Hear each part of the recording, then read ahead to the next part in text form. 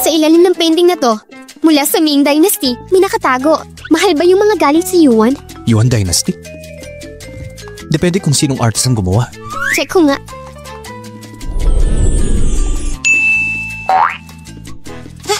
Paano kung kay Huang Gongwang yan? Huang Gongwang? Huwag mo sabihin kung mismo nakakita. Kung gawa ni Huang Gongwang yan, market value niyan at least 30 million. Pero kung yun yung masterpiece, as in pinaka-rare, aabot yan ng 100 million. Kailangan mo ko yan. Start bid, 1 million. Pwede na kayo mag-bid. 2 million. Happy lang naman yan, diba? Starting price 1 million lang. Bakit biglang 2 million agad? Baka naman sira ulo to. Gusto ko bakit? Ano pakialam mo? Alam mo ba, yung gumawa ng painting na yan, hindi naman sikat. May 1 million walang gustong bumili. Ilang beses ang hindi naibenta. Tapos ngayon 2 million. Lugi ka na lang dyan. Oo nga, laking tanga naman nito. Akala mo kung anong rare item. Narinig mo yun? Probinsyana. Oo, narinig ko. Ano ngayon? Basta sinabi mong bid, ganun lang? 2 million agad? Sure ka bang may ganun kang pera? Ako, wala. Pero yung asawa ko meron. Sabi nga niya, basta gusto ko, kahit lahat ng antiques bibilhin niya para sa akin. Bibilhin lahat? Nako, ang yabang mo. Di ka ba natatakot kagatin ng dila mo? Alam mo ba yung mga antique na yan? Grabe ang halaga niyan. Kahit gaano ka pa ka-special to Mr. Prey. Posible yan. Itong bank card na to, may laman 1 bilyon. Itong card na to, sapat na siguro para bilhin lahat ng ito. Sa akin yan ibinigay? Siyempre.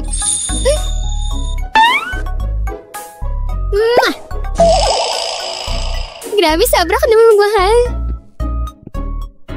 Oh, nakita mo? 2 million lang yan. Para sa mga walang kwentang gamit. Gusto mo maging biktima? Ikaw na. Hindi. Yung item na yan, minimum yan, 30 million. Pwede pang ababot ng 100 million. Ano ka, naluloko? Ganyan lang yan. Mga ilang 100,000 lang yan. Gusto mong gawin 1 bilyon? Wow ka masyado sa pera. Kung sabi ko mahal yan, ayaw mo maniwala. Si Liz nagbid ng 2 million. May mas mataas pa ba? 2 million going once? Going twice? Going thrice? Sold! Yay! Hon, grabe napakalaki ng kinita natin. Kita daw.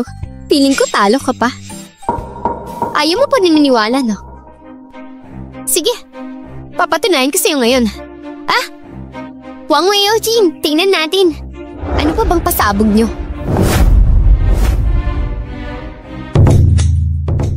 Gusto mo na bang burahin ang lahat para mawala ng ebidensyong matira? Sinasayang mo lang ang pera ni Mr. Pei. Nakakahiya ka, girl. Pero ko yun. Kahit anong gusto yun ng misis ko, may karapatan siya. Bleh.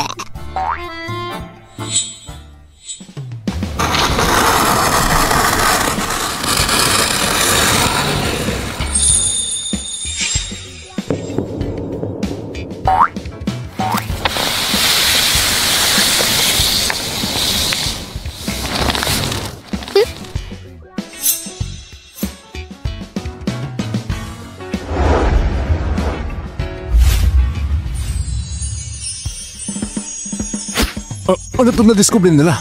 Grabe. Sa ilalim ng painting, may isa pang painting na nakatago. Wow, grabe. Ang ganda ng strokes. At yung style. Parang obra maestra to, grabe. Hanap kayo ng expert. Yung sanay sa old painting. Sige po. Paano mo naman nalaman na may nakatago pa sa ilalim? Ang bagal mo naman. Obvious naman sa mga tao, yung mga gawa ni Huang Gongwang. Hindi ko ini-expect tong painting na to. Huang Gongwang. Sikat yan. Lahat ng paintings niya na lumalabas, documented yan. Maliban sa Dwelling in a Function Mountain, lahat ng nasa museo nakadisplay lahat. So sinasabi mo ngayon na itong hawak mo ay original Dwelling Function Mountain? Paano mo nalaman? Halatang invento? Wala man lang drop sa kwento mo. Yung painting ni Huang Gongwang, nawala raw noon ng Ming Dynasty. Ang meron lang ngayon, mga replica at copies. So ano punto to? Sinasabi mong original to? Obviously, kapag sinabi kong totoo, edi totoo. Teka, simple lang yan. Tawagin natin ng expert para ma-check kung legit. Tama yan. Kahit kami curious din. Totoo nga ba talaga yung painting mo? Ako na ang bahala.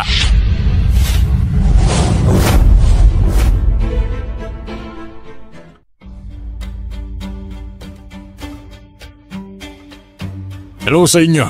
Ako ang official appraiser ng auction na to. Ikaw pala yan. Sige, pakicheck mo nga agad. Sabihin mo sa kanila na ang painting na to ay original. Momo, paano mo naman nasabing totoo yan? Kasi, hindi nagkakamali ang energy reading ko. At saka, yung kalahati ng painting nasa kwarto ng master. Alam naman nating lahat na ang gawa ni Guanghong ay ink wash style talaga. Mostly soft at minimal lang ang kulay. At tong painting na to, swak na swak sa ganong style. Lahat tayo may alam na yung painting yung ito ni Guanghong ay ginawa sa loob ng 7 taon at sa mga taon na yon, marami siyang edits at revision na ginawa. Tingnan nyo ito. Dito. At dito rin. May mga subtle changes sa brushwork. Pero ang pinaka-importante ay itong painting na to nasunog daw noong unang panahon. Kaya hanati siya sa 2 scroll, upper at lower half. Tingnan ninyo. May konting kakulubot at pagkadilaw sa paligid. Tapos para may amoy sunog pa. Ganito yung tsura ng sunog na scroll. Tama. Itong painting na ito ay tunay na gawa ni Huang Gongwang. Ito ang original dwelling in the Funshan Mountains. Paano nangyari yan? Sa shushu mo pa. Ang swerte naman niya. Bakit hindi? Buti na lang marunong yung appraiser. Parang familiar tong lalaking to ah.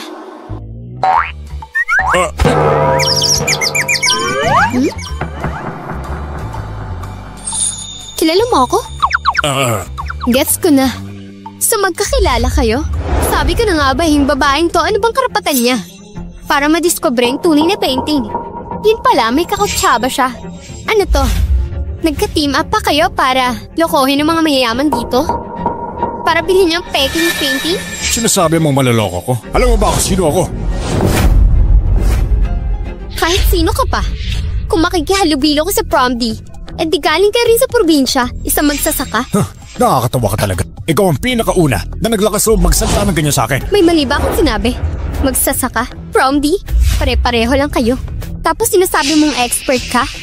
Ayaw mo nga magpakita ng maayos. Baka ikaw ang may tinatago. Sige lang, yung teacher ko, member ng Painting and Calligraphy Association. Tatawagan ko siya ngayon para ilabas ang totoo mong kulay. Sige na, tawagan mo na. Lakas ng loob mo. Sushi mo. Ikaw at yung matanda mo kasama ang kapal ng mukha. Ngayon din, ibobo ko kayo. Sige, ikaw lang. Pero huwag kang iiyak pag napahiya ka. Sir Bay, nakontak na po namin yung association. May pinapadalang tao sila, pero naniniwala rin po ba kayo sa kanya? Kung sinabi niya, maniniwala ko. Patawag si Vice Chair Chen. Ayokong si Momo magsakripisyo. Sige. Ginong Chen, pasensya na, late na at napatawag pa kami. Pero mahalaga yung meeting na to. Kaya napatawag kami ngayon. May mahalaga kaming anunsyo, makinig kayo. May balita lang kami natanggap. Na si Siga Doctor, parating na raw dito sa Kyoto. Siga Doctor? May tinatawag nilang national level na manggagamot? Parang immortal na sinasabi nila? Oo, siya nga. Sigurado namang alam nyo na. Nahabi niya ang Asian paintings at sa totoo lang. Honorary president natin siya dito, kaya pagdating niya, dapat special ang welcome. Full respect, maximum effort, galingan natin ang pagtanggap. Alam ko, Vice Chair Chen, magaling ka sa Asian art, kaya saktong na lang na may nakuha akong misteryong painting. Sana matignan mo. Matutulungan mo ako ma-verify ito. O sige, maganda kayo. May kanya-kanya tayong asikasuhin. May gagawin lang ako. Labas muna ako. Sige po. Late na po Saan po kayo pupunta? May isa lang akong kaibigan na nagpapasama para i-check ang lumang painting. Sige po, sir. We'll be waiting for you. Nasa hotel na si sir. Konting oras na lang, may mabubuking na siguradong tao. Malalaman ng mga tao. Totoo. Sino raw sinungaling? Sa totoo lang, naiinggit ka lang talaga na ako nakakuha ng original fusion painting. Narinig ko raw dito na may nakakita raw ng Fusion Mountain painting. Sir, yung painting niya, obvious na kopya lang naman pero sila, pinipilit original daw. Patingin nga sir, may probinsyana ang dalawa. Walang alam, di pa nakakapunta ng syudad. May bit-bit sa drawing, akala mo totoo na. Baka gusto nila kumita. Mga taga-bundok. Ha? Ito pa naman tong Promdi. Anong alam niya sa old painting? Nasa na? Patingin nga. Oh.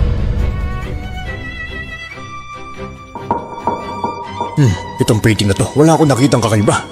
Pero base sa sinabi ni Yanran, malabo na original to. So yun na nga. Ang painting na to, peke! Ano? Ano daw? Kalokohan, itong painting, kitang-kita naman ng signs na totoo siya. Anong magiging peke yan? Peke nga yan, sabi eh. Ang teacher ko, member ng Art Calligraphy sa Association, kapag siya nagsabi, mas reliable kesa sa taga-baryo. Hindi pwede.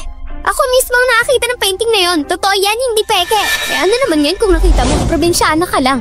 Anong alam mo sa sining? Akala mo ikaw lang may alam? Niloloko mo lang kami. Sushi mo. Feeling mo naman sobrang importante ka. Kung peke ang painting na yan, dapat lang nasirain yan. Para wala nang ibang gumamit yan para manloko. Sirain? Sandali lang. Sandali.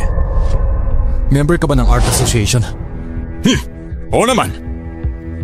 Vice President. Alam niya nandito ka. Anong baki mo? Huwag mong iilis ang usapan. Ang importante ko yun, sirain ang painting na yan. Hindi pwede. Ako ang bumili ng painting. Wala kayong karapatang sirain ng totoo yan, hindi yan peke. Yung teacher ko, kasama siya sa Art Association. Kaya pag sinabi niyang totoo, totoo yun. Eh ikaw, probinsyano lang. Sinong paniniwalaan namin? Ikaw o yung teacher ko? Oo nga naman oh. Muntik na tayong malin lang. Akala pa naman natin, genuine yung Funchal Mountains. Peke pa rin, peke. Kung peke naman talaga, Art Association na may karapatang sirain ito. Eh paano kung mapunta sa babaeng ito, tapos gamitin niya para manloko? Hindi natin agad malalaman. Tama. Kalokohan, siya ang manloloko. Wala akong peke, totoo ang painting na to. Wala kang alam. Kontakin mo si Mr. Chen. Sabihin pumunta siya agad. Sige po. Sushi mo, kanina ka pa hadlang sa pagsira ng painting. Ano pakay mo? Bilang miyembro ng Art Association, kailangan sila ng fake painting na to. Hoy, teka, sino ka ba? Kung hindi lang bawal magpakilala sa harap ni Sinsyo, matagal ko na kayong pinatigil. Hindi ko hayaang mawala kayo dito. Sir, siya po yung kasama ng babaeng yun. Pareho silang manloloko. Ganun pala ha? Mas lalo akong hindi papayagan na mapunta ang fake na painting na to sa mga naloloko. Ikaw? Tigil! Yuyan, pinagamit mo pa rin ang pangalan ng Art Association para makapanloko. Yuyan, lakas ng loob mo ah. Bitmit mo pa rin ang pangalan ng association para makapanloko, Vice President. Bakit po kayo nandito? Kung hindi ako nandito, paano ko malalaman na ginagamit mo ang pangalan ng Art Association para makapagkunwari? Lahat kayo. Ito si Lee Yuan, 3 buwan na ang nakalipas natanggal sa Art Association dahil sa academic fraud at pagtulong sa mga iba na gumawa ng certificates. Wala lang sa isa yung sinasabi niya. Hindi na siya mapagkakatiwalaan. Eh, itong dalawang taga-baryo paniniwalaan? Sino naman to? Ako po ang official operation ng auction na to. At bago magsimula, na-certify kung tunay yung painting na yan. Pero sinabi ng babaeng to, nanloko kami. Kayo po ang eksperto dito. Pwede niyo po bang tignan kung totoo ba o hindi? Manloloko ka. Wala kang ginawa kundi magsinungaling. Hindi ako naniniwala. Taga-bundok lang na makilala ang original na yan. Kung hindi ka naniniwala, edi magpustahan tayo. Kung totoo ang painting, babayaran mo ng buong halaga. Sige, pustahan. Deal, walang atrasan. Sa pagkakalam ko, ang Funchal Mountain Scroll na ginaya ni Shan Zuo ay na-auction na noon, worth 260 million. Kung itong scroll natin ay original ni Huang Gongwa, kahit kalahati lang yan, aabot pa rin ng 200 million. Grabe, 200 million daw yan. Sigurado ka ba talaga dyan? Si Sushi mo, taga-buntok lang yan. Kayo nang nagtapon sa kanya palayo simula pagkabata, hindi niyo pa ba siya kilala? Tapos ang probinsya pa siya lumaki. Ano bang art meron siya? Bakit tanong sa sarili mo kung hindi siya nagyayabang lang? Sige. Eh paano kung fake nga yung painting? Anong gagawin mo? Imposible, hindi to peke. At lalong hindi ako matatalo. Wala ka namang kayamanan eh. Anong ipupusta mo? Ako? Ipupusta ako yung shares ng pay group. Pei Xiao, wala yang alam sa ganyan. Maniniwala ka talaga sa kanya? Wala ka ng pakialam dyan. Hindi ka pa natatakot matalo? Kahit matalo pa ako, edi mag-i-effort pa ako ng ilang taon. Kaya yan. Okay lang. Isa pa, sigurado akong hindi ka matatalo. Tama ba? Talaga. Pei Xiao, kung maniniwala ka sa kanya, pagsisisihan mo yan. Vice President Shen, paka-check mo nga to. Totoo nga ang painting. Walang problema, Iya. Sandali lang. President Chen, sabi mo, inibita ka ni Pei Xiao. So paano kung biniyaran ka niya? Baka mamaya katulad ka rin nila, tumutulong kay sushi mo para manloko ng tao. Mister, anong ibig mo sabihin? Ako ay Vice President ng Painting Association. Yung sinabi mo, sobrang insulto sa integridad ko. Pati ang pagkatao ko. Oo nga, lahat naman alam natin na si Vice President Chen ay tapat at patas. Hindi siya gumagamit ng posisyon niya. Mag-sorry ka na. Mag-sorry ka. Oo nga, mag-sorry ka! I'm sorry. Ako, sobrang nag-aalala lang talaga ako. Laki ng power at yaman ng Pei family. Baka kasi si Pei Xiao. Kung ganun, Miso, kung ganyan talaga ang concern mo, siguro mas mabuting i-cancel na lang ang pustahan. Kung ganun na, may concern si Miso, i-cancel na lang ang pustahan. Hindi pwede. Napagkasunduan ng pustahan. Biglang umatras si Mr. Pei. Baka naman nalaman niyang niloko siya ni ate. At gusto niya pa rin siya ipagtanggol. 2 billion yun. Sayang kung pakakawalan lang. O baka hindi mo ako pinaniniwalaan. Miss Su, akala ko abusin mo yung posisyon ko. Pabiro lang ako. I swear on my name. Lahat ng appraisal ko, based sa mismong item. Hindi ako magpapadala sa pressure o impluensya. Kayong lahat dito, pwedeng maging saksi. At pagkatapos ito, bibigyan ko rin ng item na to ng Certificate of Authentication. Kapag may certificate na yan, parang si Chairman Cheng na rin ang nagsabi na totoo ang appraisal. Hindi naman siguro siya magsusugal ng reputasyon niya sa panaloko, tama ba? Oo nga. Chairman Chen, naniniwala kami sa iyo. Oo, full support kami sa inyo. Chairman Chen, of course I believe you. Pag lumabas ang resulta, may mga tao dyan na mapapahiya at uuwi. Tumigil ka nga. Maghanda ka nalang magbayad.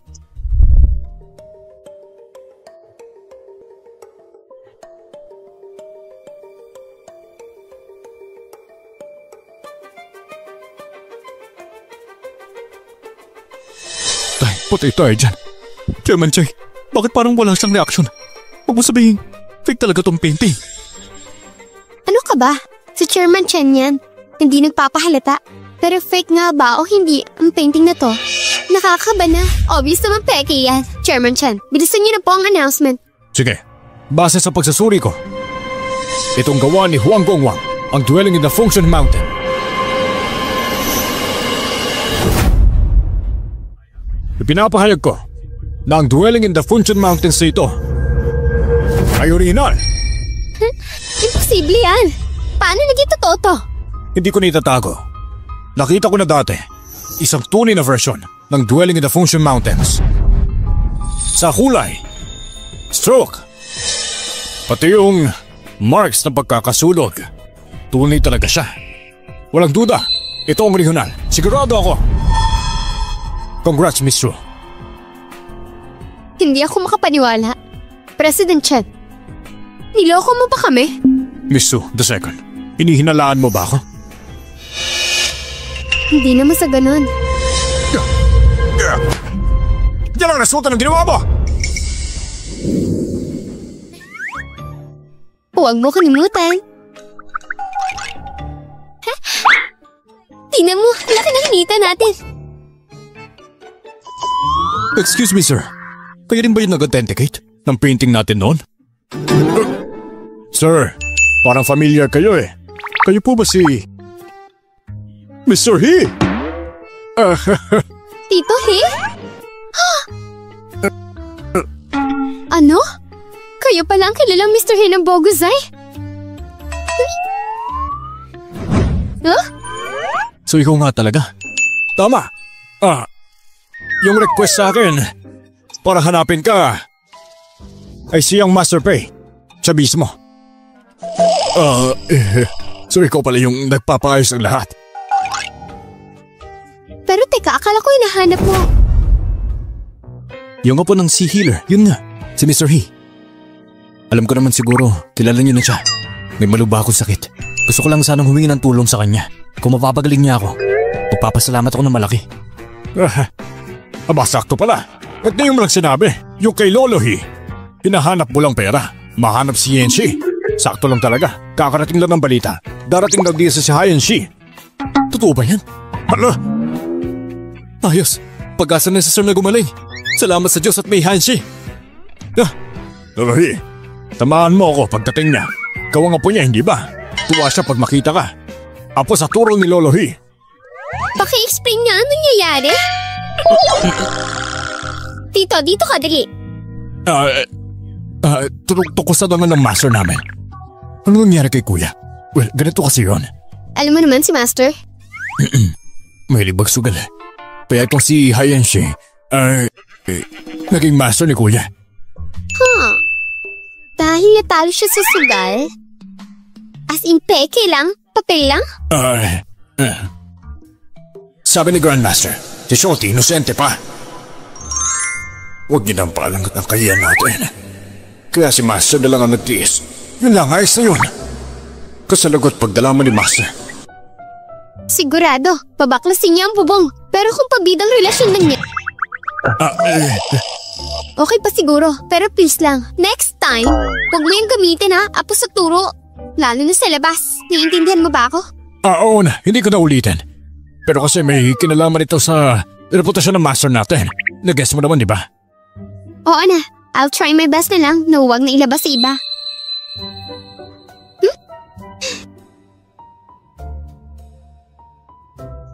Close kayo ni Mr. He? Close kayo ni Mr. He? Oo naman. Kami ni...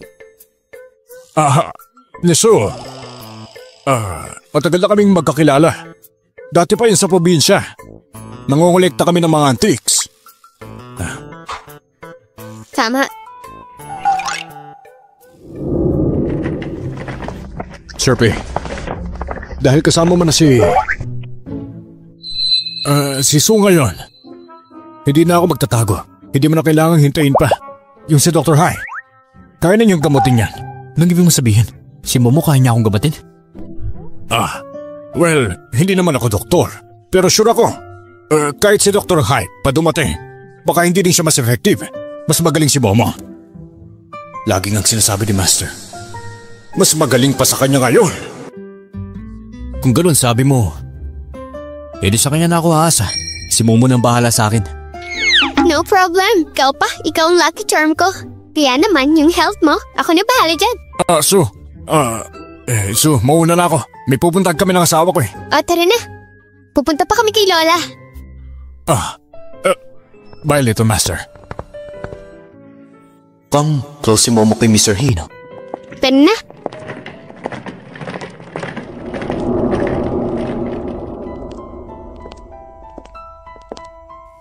Bakit siya? Bakit siya ang binabantay ni Peijin Hin ng sobra? Pati si Mr. He, President Chen, pinapaboran siya. Probinsyanong walang moda lang siya. Sosyo mo, tingnan natin hanggang saan ka.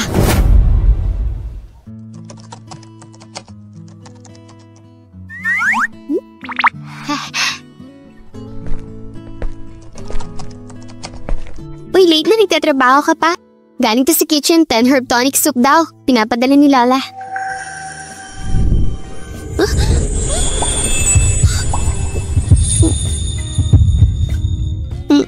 Anong ibig mong sabihin dito? Guess mo, ba't kaya pinadala ni Lola yan? Ewan ko, di ko alam. Gusto raw niyang magkaapo. Joke lang. Sige na, magpahinga ka na. Kailangan ko pang tapusin to.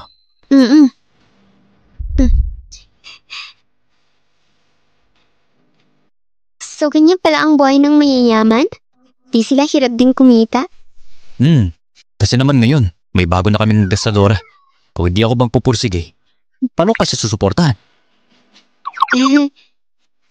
Ah, ganun. Sino kaya yun?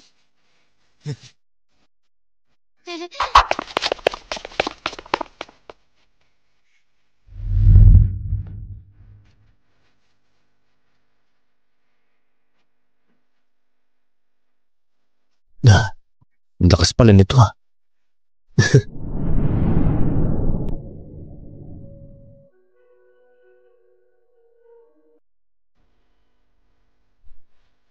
Asya, tayo ka ni dyan. Try mo lumakad. Nakakalakad na ako? Subukan mo pa.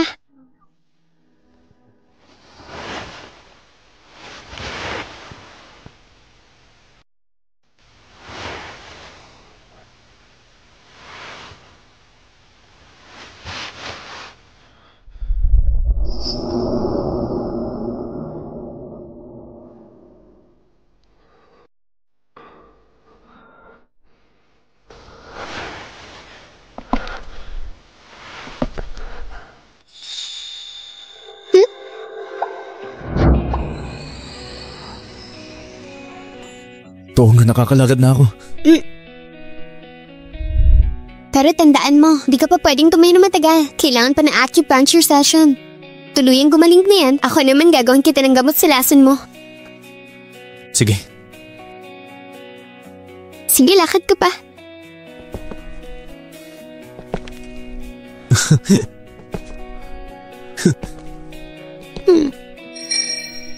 Kailangan ko ng kontakin si Master. Kailangan ko ring ihanda ang pampalinis. Master? Alin na, Master? Di ba bumaba ka ng bundok? Punta ka sa Kyoto? Sige, pagdating mo dun kita tayo. Momo, dumating na master mo? By the way, Peijin, pwede ba siya tumuli sa inyo? Yung master ko. Oo naman, walang problema. Master mo, master ko rin. Tsaka, simula nung kinasal tayo, di ko pa siya na-meet. Yung matanda, kahit di pa siya pumunta dito, ako pa magdadala sa kanya. Ano naman sa kanya? Wala namang kwenta yun. Pero kasi yung gamot na kailangan. Pagtanggal ng lason mo, nasa kanya. Pagdating niya, pwede na natin simulan ng gamutan mo. Ang galing naman nun. Sir, ma'am. May pinadalang tao ang Su family. May emergency raw. Pabuhay na si ma'am. Kung emergency talaga yan, bakit hindi na lang direktang tawagan? Ni-block ko na silang lahat eh. Okay lang, tinawag nila ako, uuwi ako. Hindi rin naman nila ako gagalawin. Gusto mo bang samahan kita? No need. Di ba may trabaho ka pa? Hindi mo pa tapos? Sige, tuloy mo yan. Aalis na ako.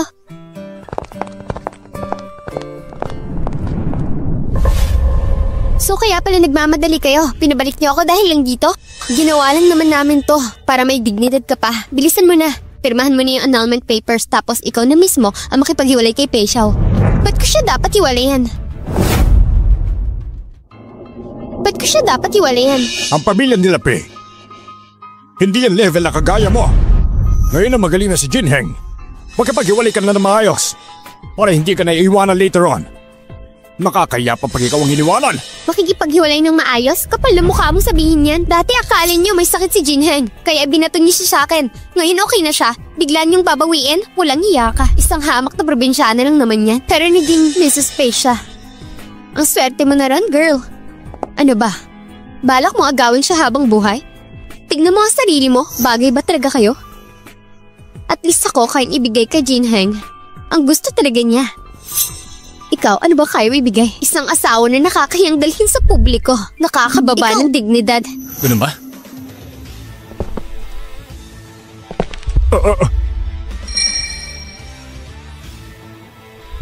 Hindi ko gets kung saan galing ang confidence mo, Miss Su. Bakit ka nandito? Tapos na ako sa trabaho. Sinundo kita. So magaling ka na talaga, Jinheng. Bibigyan kita ng offer na hindi mo matatanggihan. Makipaghiwalay ka na sa kanya, Mr. Pei naman. Kung alam lang namin nagagaling ka, ba't di mo nang sinabi dati pa? Kung maaga namin nalaman, hindi ka namin ipapakasal kay Shimo na isang habang na taga-baryo. Galing lang siya sa probinsya, walang breeding, walang finesse, hindi tulad ni Yanran. E di binabawi na yung kasunduan. Ay hindi naman. Ginawa lang namin ang tama. Inayos lang ang gulo. Wow, pag-ayos ang gulo daw. So ganun lang yun? Kung kailan nyo gusto ipakasal ang anak nyo kay Sir Pei, go lang. Gusto nyo palit-palit lang? Ano tingin nyo kay Sir Pei? Laruan? Alam ko naman. Mahirap tanggapin to, mabigat talaga. Pero, kung ikukumpara sa buhay ni Jinheng, mas importante yun, diba? Anong ibig mo sabihin? Alam ko kasi, for the past years, ang Pei family naghahanap ng miracle doctor. Hinahanap niyo siya para mapagamot ka, diba? Paano kung sabihin kong nahanap ko na siya? Nahanap mo na siya? Oo naman. Alam ko lang matagal mo na siyang alam. Pero tingin ko, hindi sapat yan para maging barahan mo. Paano kung sabihin kong nasa bahay ko na siya ngayon? Doc, pasok po kayo.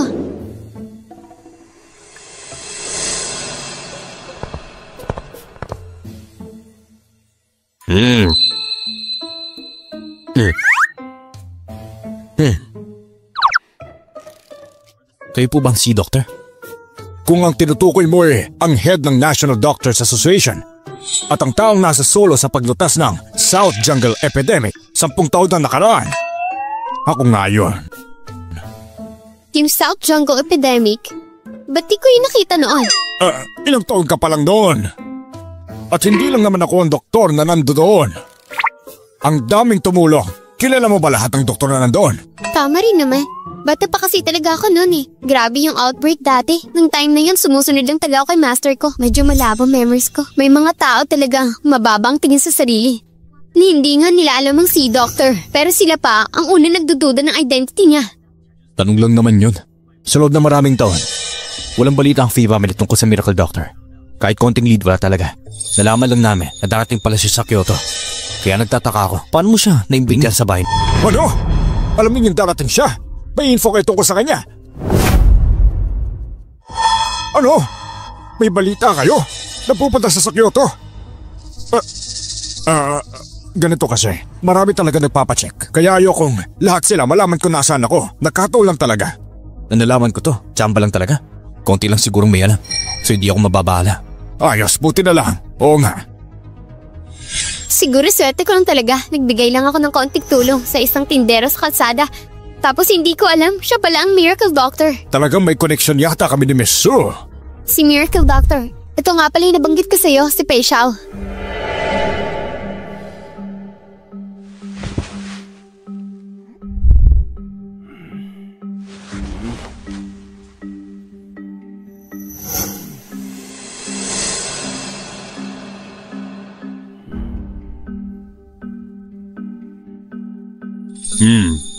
Tama nga, hindi aabot ng kalahating taon na buhay niya.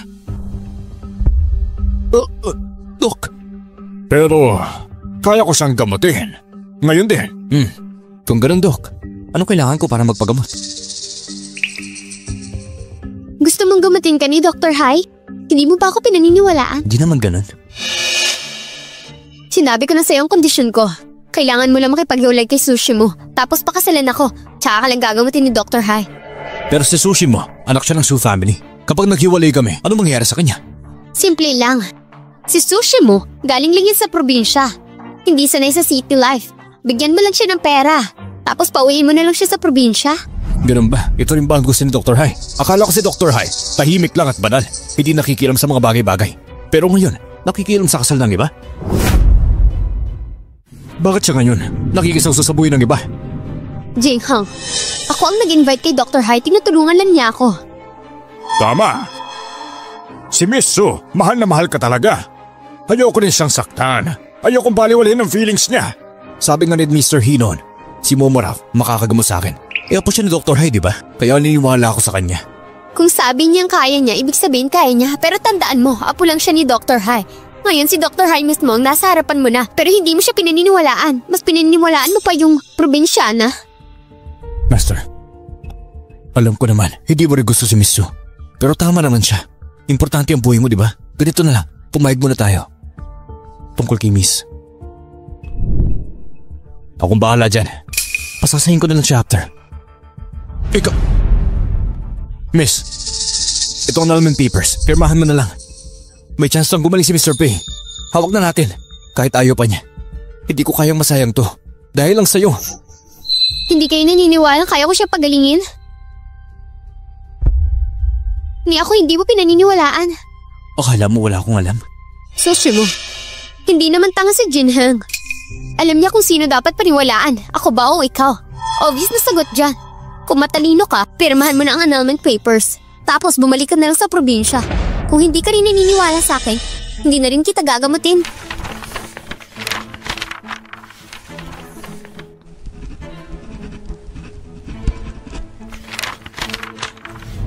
Heto na! Momo! Christopher, isipin mo si Madam. Isipin mo buong pamilya. Ito si Dr. Hai, oh.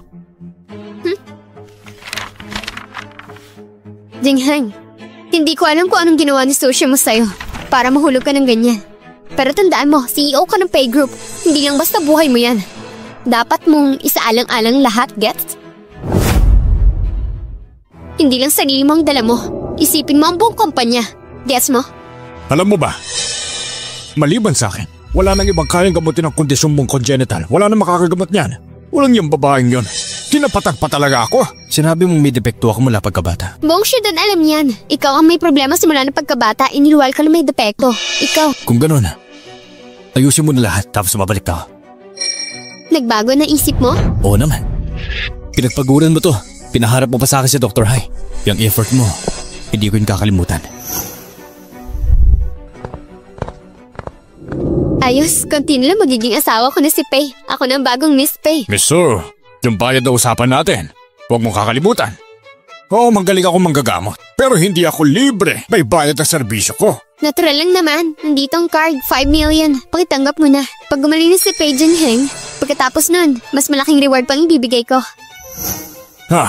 Ayos, mabuti. Alis na muna ako at magpapahiga. Sige po, Doc. Ingat po kayo. Kung may kailangan kayo, sabihin niyo lang. Gagawin namin ang lahat para sa inyo.